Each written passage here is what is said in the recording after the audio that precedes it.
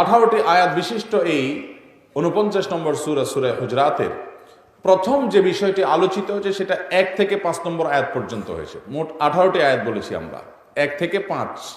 এই আয়াতগুলোর মধ্যে প্রথম বিষয় আলোচিত হয়েছে সেটা হলো কি? শিষ্টাচার। কি আলোচিত হয়েছে? শিষ্টাচার, ম্যানার্স, আখলাক, ভদ্রতা, সৌজন্যতা।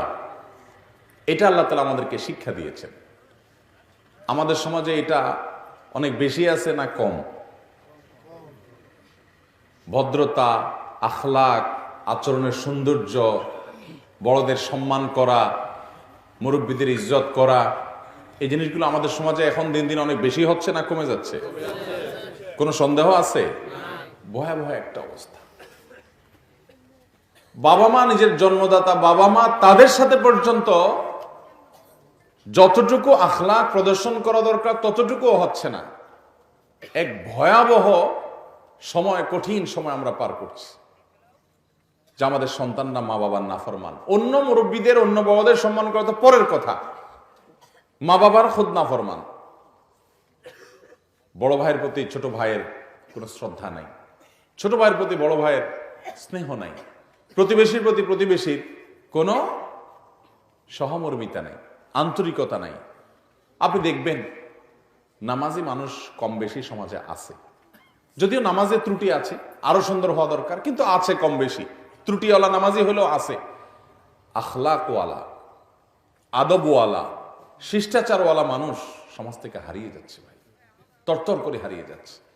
আল্লাহ রাব্বুল আলামিন সূরা হুজরাতের 1 থেকে 5 এই আয়াতগুলোতে আমাদেরকে শিষ্টাচার শিখিয়েছেন। যদিও এই আয়াতগুলোতে মূলত আল্লাহ রাব্বুল আলামিন আল আদাবু মা আল্লাহ, আল আদাবু মা আর রাসূল, আল্লাহর সাথে এবং রাসূল সাল্লাল্লাহু আলাইহি সাল্লামের সাথে শিষ্টাচারের শিক্ষাটা এই আয়াতগুলোর মধ্যে দিয়েছেন।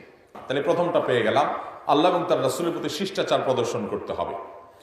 নাম্বার 2, সূরা হুজরাতের 6 থেকে 8 নম্বর আয়াত।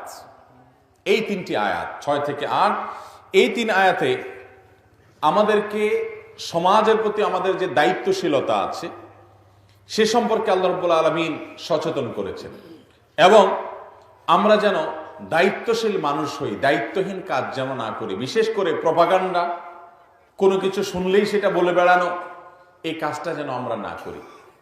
এখন সোশ্যাল মিডিয়ার এই সময়ে যা তা মানুষ শুনলেই সেটা শেয়ার করে বেড়ায়, প্রচার করে বেড়ায়, বলে বেড়ায়। এই রোগটা আমাদের মধ্যে আছে না নাই?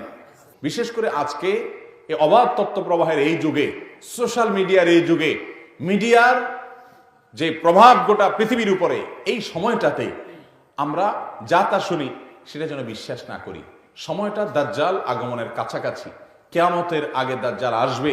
দাজ্জাল যখন আসবে, দাজ্জাল নিজেকে আল্লাহ দাবি করবে, মানুষ বিশ্বাস করে বসে থাকবে, কারণ অনেক আলামত দেখেছে, এরকম মনে হবে এরকম ফিতনা, এরকম ধোঁয়াশাচ্ছন্ন সময় চলে আসছে, ফিতনা আর ফিতনা চতুর্দিকে।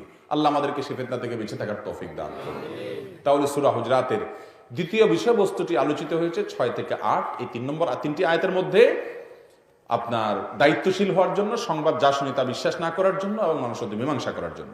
নাম্বার 3, 9 থেকে 13 নম্বর আয়াতের মধ্যে আলোচিত হয়েছে, এবং সেটা হলো মন্দ চরিত্র থেকে মুসলমান যেন নিজেকে বাঁচানোর চেষ্টা করে। ব্যক্তিগত সংশোধনী, এটা আত্মশুদ্ধি। আত্মশুদ্ধির জন্য 7টি কর্মসূচি আল্লাহ দিয়েছেন এই আয়াতগুলোতে, 9 থেকে 13 নম্বর আয়াতে। নাম্বার 1, আমরা যেন বিদ্রুপ না করি। নাম্বার 2, আমরা যেন কোনো মানুষকে দোষারোপ করে না বেড়াই অহেতুক। আর নাম্বার 3, আমরা যেন কারো মন্দ নামে না ডাকি। নাম্বার 4, আমরা যেন কারো পেছনে লাগালাগি, দোষ আবিষ্কার, খুঁত আবিষ্কার করার জন্য ছিদ্রান্বেষণ যেটাকে বলে, এই ছিদ্রান্বেষণ যেন না করে না বেড়াই। 4 নম্বর ছিল কি? আমরা যেন মন্দ ধারণা না করি কারোর প্রতি। আর 5 নম্বর হলো পিছনে লাগালাগি না করি। 6 নম্বর হলো গীবত যেন না করি। আর 7 নম্বর হলো আমাদের কোনো ব্যক্তিগত পরিচয়, বংশ পরিচয়, পড়ালেখা, শিক্ষা, জ্ঞান গরিমা, এগুলো আমরা গর্ব না করি। আমার তাকওয়া কতটুকু আছে সেটার হিসাব মিলাই, কারণ যার কাছে যার তাকওয়া যত বেশি আল্লাহর কাছে সেই মূলত কি মর্যাদাবান। তাহলে 7টা বিষয়, এটা হলো তৃতীয় বিষয়বস্তু, এবং 9 থেকে 13 নম্বর আয়াত পর্যন্ত এই আয়াতগুলোতে সূরা হুজরাতে আমাদেরকে বলা হয়েছে, আমরা সেগুলো মেনে চলবো। আল্লাহ আমাদেরকে আমলের তৌফিক দান করুন। এই প্রত্যেকটা রোগ আমাদের সমাজে ব্যাপকভাবে আছে না নাই? এই জন্য আমি সূরা হুজরাত পড়ার কথা বলেছিলাম। নাম্বার 4 এবং শেষ পয়েন্ট যেটা, সেটা হলো আল্লাহ রাব্বুল আলামিন শেষের দিকে এসে বলেছেন, ঈমান এটা শুধু মুখে দাবি করার জিনিস না। এটা 14 থেকে 18 নম্বর আয়াত পর্যন্ত, শেষের এই আয়াতগুলোতে আল্লাহ তাআলা বলেছেন, এই 5টা আয়াতে 14 থেকে 18 এই আয়াতগুলোতে আল্লাহ রাব্বুল আলামিন আমাদেরকে বলেছেন যে ঈমান এটা শুধু মুখে দাবি করার জিনিস না। মুসলমানের ঘরে জন্ম নিয়েছেন আর মুসলমান দাবি করলেন, এত সস্তা না। তাহলে কি করতে হবে? ঈমান অর্জন করতে হবে, ঈমান কামাই করতে হবে। তাহলে আমাদের জীবন পরিপূর্ণভাবে ঈমান এবং ইসলামের মধ্যে সমন্বয় করে আমরা আল্লাহর খাঁটি বান্দা হতে পারবো। সূরা হুজরাত আমাদেরকে সে আদর্শ মানুষ হতে বলে। সূরা হুজরাত যে মুসলমানের চিত্র অঙ্কন করেছে 4টা মাজমুন এবং বিষয়বস্তুর অধীনে, সেই মুসলমান যদি আপনি হতে পারেন, আপনি সাকসেস, আপনি সফল কাম। আল্লাহ আমাদের সবাইকে তৌফিক দান করুন।